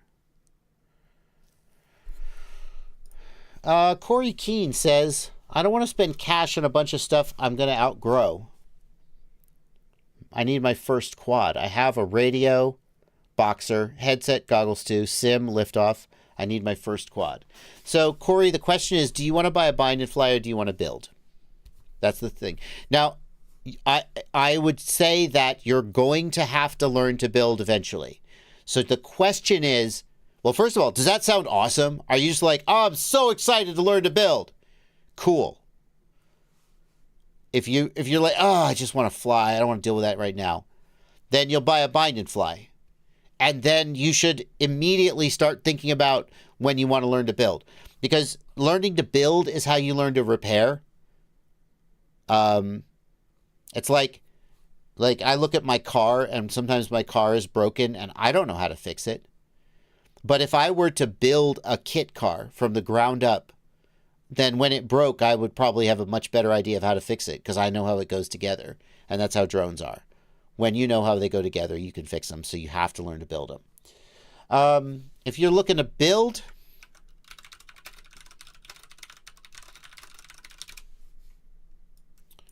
then what I'm going to suggest is, nope. There we go. The beginner DIY drone kit. This is the HD ready version. You've got the goggles too, so this is what you'll want. It is currently out of stock, but there you go. You can back order it, I guess. It will come back into stock shortly. And it comes with a complete set of tutorials from yours truly. Which will teach you all the things you need to do to build it. Okay? And that is, I think, the single best way to learn how to build and configure an FPV drone. If you're looking for a binded fly, then we'll go to fpvknowitall.com, which is my website, fpvknowitall.com, and go to 5-inch freestyle. And if you've got 20 or 30 hours in the sim, you probably can fly well enough that you can handle a 5-inch. And you could pick one of these bind and flies. I would say be careful and be safe with the 5-inch, because if it bites you, it's going to hurt. So that's something that's different than the simulator. But that's what I would say.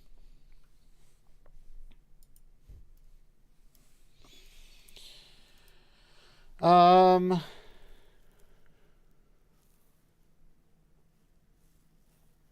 let's see here. Corey Keene says, this character limit is BS. It would cost me $700 to ask my question. Corey, for $700, I will personally answer your questions. Thank you for a $5 donation.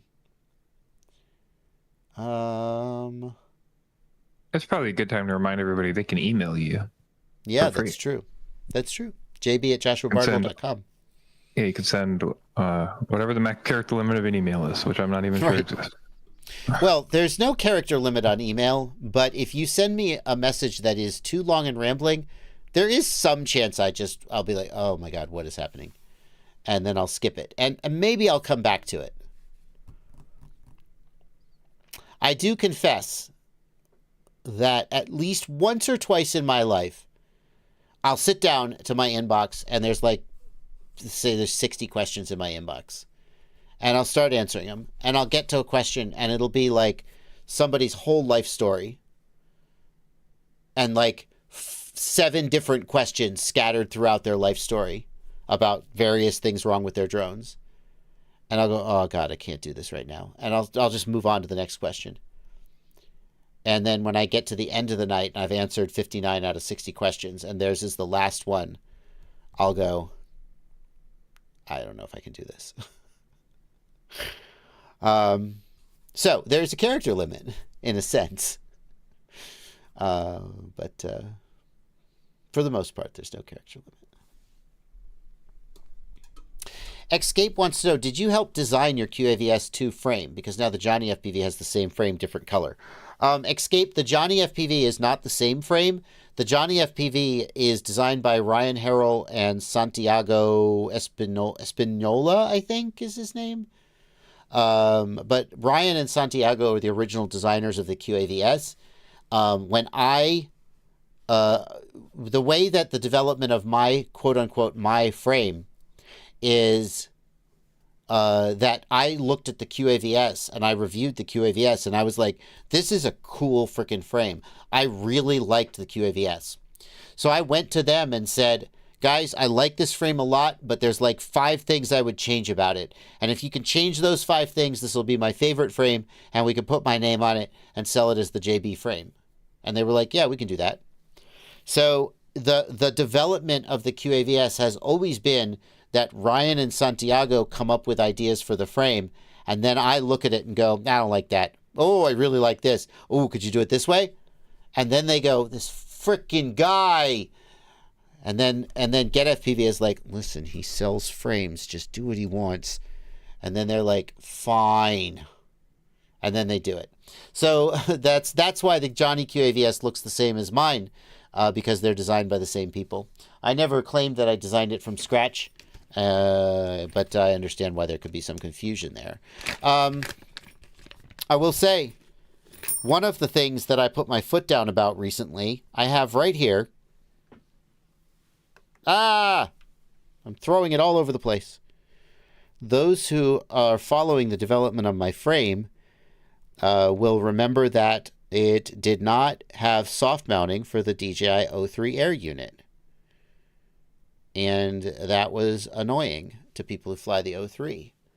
Well, guess what I have in my hot little hand? Oh, no, I can't do this. I'm going to screw this up. I'm not going to change the focus of my camera. What's this? It is a new metal front end with a soft mount. What? Ah! I dropped it. Now, you can't buy that yet, but it's coming.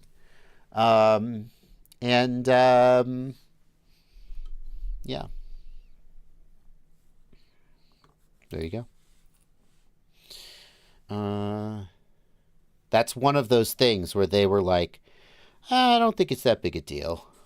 And I was like, I am tired of apologizing for this. Can we please do it? And they were like, fine. So, yeah.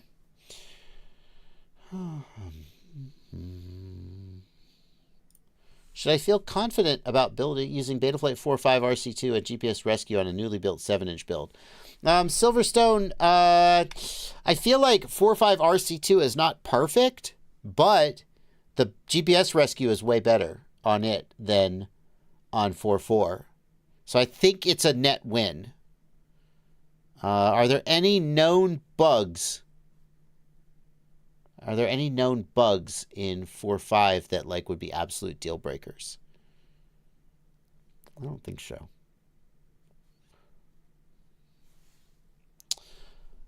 Okay. Let's do another round of super chats while we're waiting here. We got a question here from L. Leston. What's going on with analog VTXs? All the good ones are out of stock.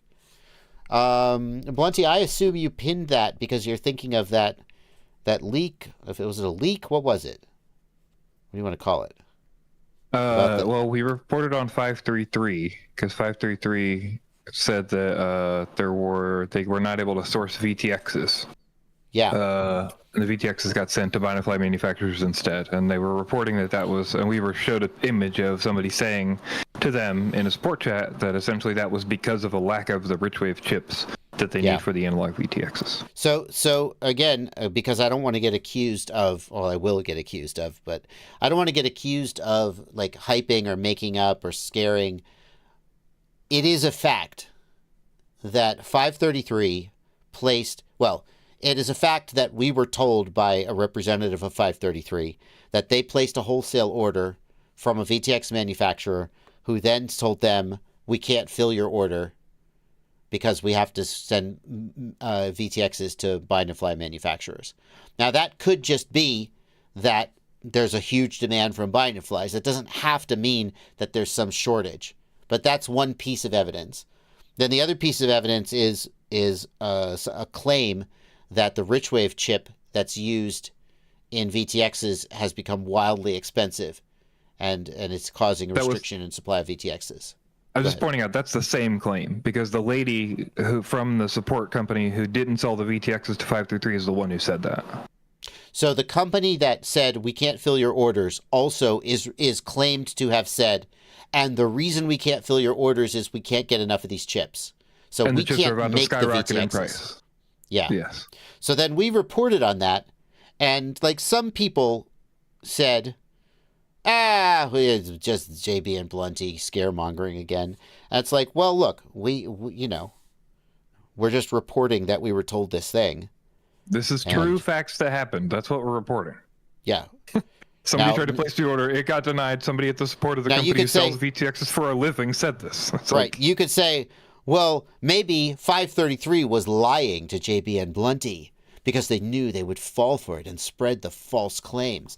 And I'd be like, well, I don't think Evan or Armando would do that. Right. But who knows? Anyway, we report, you decide. I'm not sure that that's who said that slogan originally, though. I don't know. That sounds like a not John Daly, but one of those like the Daily Show kind of. Yeah. I feel like I should ID that quote before I repeat it. Anyway, Stryker, thank you for a $2 super chat. Thoughts on barbecue sauce? I have strong thoughts on barbecue sauce. I think that South Carolina mustard-based barbecue sauce can F right off. That's just it. I like mustard, but mustard is not barbecue sauce. And I like meat with mustard, but when I go for barbecue, I don't want mustard in it. South Carolina betrayed me once. I was on a road trip through South Carolina, thought, I'll get some lunch. Saw a barbecue restaurant, thought, I love barbecue. I walked into the restaurant, I sat down, and they said, South Carolina barbecue. I thought, what could be better than ordering South Carolina barbecue in South Carolina? Never had South Carolina barbecue before. Ordered it, came out, had mustard sauce on it. And I threw it in the waiter's face. And I spit on him and I walked out. No, I didn't do that. But I ate it and it wasn't that bad. But I felt betrayed. And I will never forgive South Carolina for that. Alabama. Mayonnaise, Alabama? Mayonnaise? Again, I mean, I like a chicken salad, a tuna salad as much as anybody. You guys took pork and you made a pork mayonnaise salad and you called it barbecue sauce. That's not barbecue sauce, Alabama. What are you doing?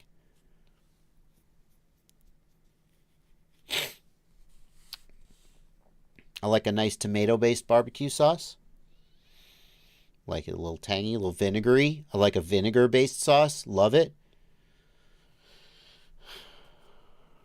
That's my opinions about barbecue sauce. Do walk-snail VTXs fail a lot? And do they burn out on crashes? Thank you for 10 Australian dollars, not me. I don't have the data to say. There's always going to be a tendency for people who had failed hardware to make a big deal out of it because obviously they freaking lost money, right? But it's really hard to know when products have a higher than normal failure rate because it's really hard to know what the denominator is, right? The failure rate is number of products failed out of number of products sold. And it's really hard to know what that denominator is. And frankly, it's hard to know what the numerator is.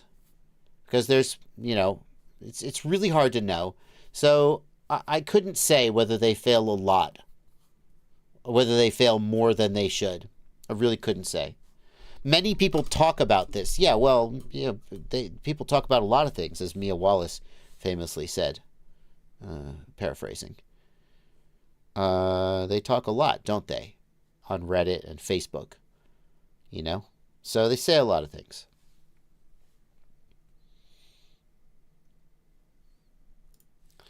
Matt Norton, thank you for a $5 super chat. Video starts off as snow and a flicker of color, then goes black.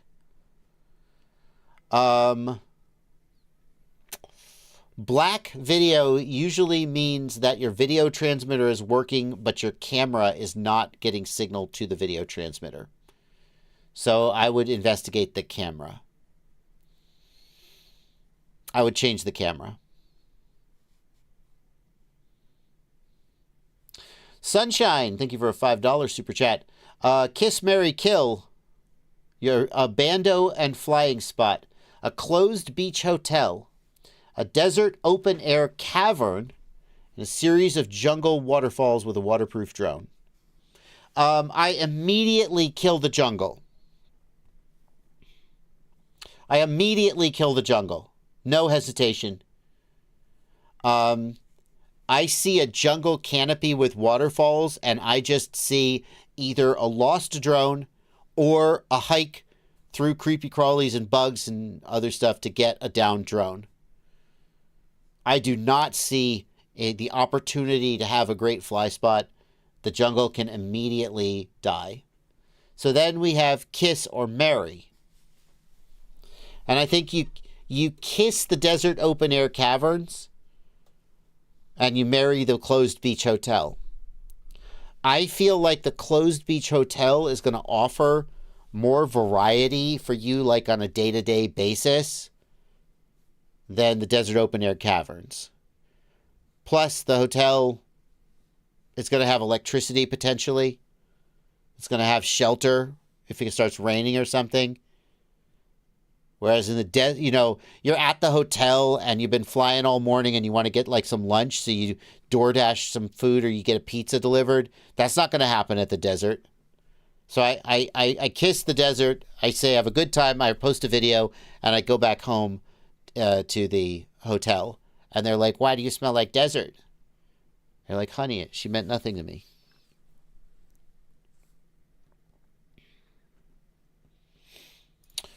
Hazareth says, "I drive over-the-road trucking for a living and do FPV when I get downtime or in rural areas. Thank you for all the FPV advice from your channel." Thank you.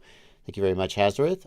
Glad to help you while you're out there with the long miles. Thank you for a $10 donation. Noah Kimberlin, thank you for a $5 donation. Is there a way to intertwine the telemetry signal with the RX signal on a Crossfire receiver? No. I don't know what that means, but no. I think you want to do telemetry and receiver on one wire. It can't do that, as far as I know. As far as making the power greater, yes. Buy a 900 megahertz amplifier. You can buy a 5-watt 900 megahertz amplifier. you know, whatever.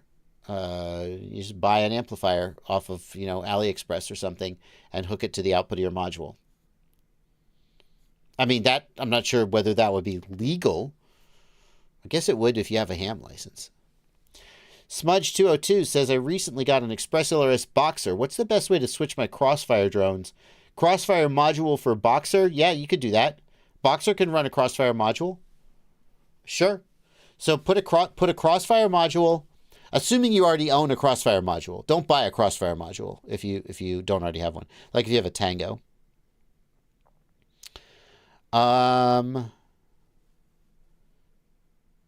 So put your Crossfire module in the back of the Boxer and fly your Crossfire drones off of it while you slowly switch to ExpressLRS if you decide to do that. That's it. All right, that is the Super Chats. We got a few more minutes, 10 more minutes in the stream. Is Ciati here? Is he streaming tonight? I can never be sure. Ciati might be streaming at 10 after I get off the stream. Let's see here.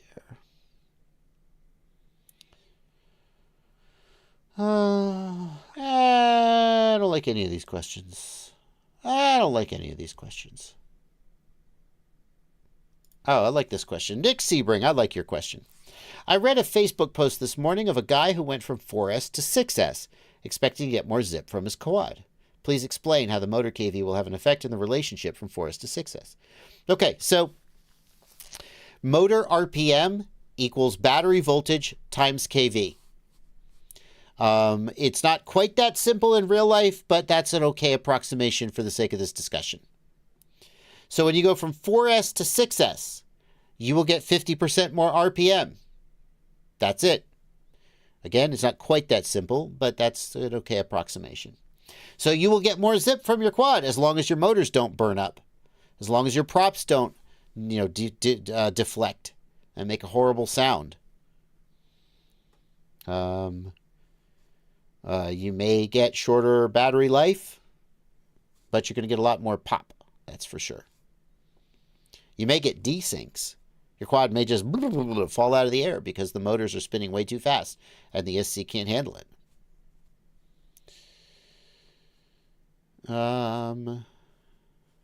Joshua H. wants to know, is the Tango 2 being phased out? Not as far as I know. I do not believe the Tango 2 is being phased out. I believe that there are people buying large quantities of Tango 2s so that the Tango 2 is often out of stock to the hobbyist market, but I sincerely doubt it's being phased out.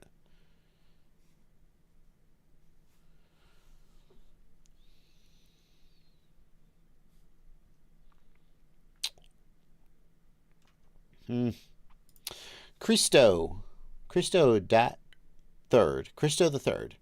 Thank you for a $5 super chat. I've killed 4 1S Walksnail VTX, 1 HD Pro 2, and 1 V1 dual antenna. Some from crashes, some from just sitting on my desk. No, I would be really disappointed if they were burning out just sitting on the desk. They should not do that. That would suck. I hope that's a fluke, or there was something else wrong with it. But, yeah. One killed my 5-volt back on the flight controller. Do I suck? It's hard to say, man. I do think the 1S VTX is not as durable as like some people would like it to be. If you really bash the crap out of your tiny whoops, maybe you should stick to analog. Nick Sebring says, I think his issue was he went too low on KV for his 6S motor. I mean, you go okay on 6S down to like 1600 KV. How low did he go?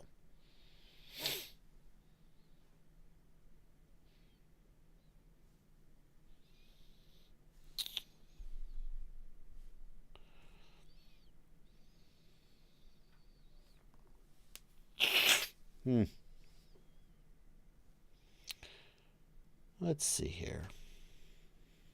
All right. We are coming close to the end of the stream. I don't know about any of you. Got some questions queued up, Blunty, but honestly, Honestly, I don't know if I'm feeling them. Noah Clark says... Oh, sorry. Go Let ahead. me get this one. My friend bought a set of gear from someone on Facebook. Should we risk updating the firmware? The 5 inches on 3.2.0 and the 2 inches on 4.05. If I had a drone that was flying perfectly well, especially an old drone, I'm not sure I would rush to update it. If you do update it, make sure to back up the firmware. But the thing is, finding a copy of 3.2.0 is going to be a little difficult. Not impossible, but difficult.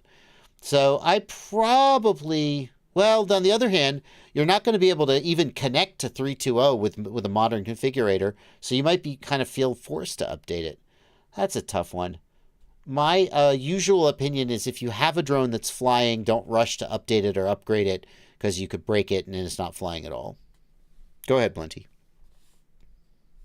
I was just going to say, maybe for the very end, we could check the statement I put up from Rush. We'll probably do it on the news tomorrow anyway.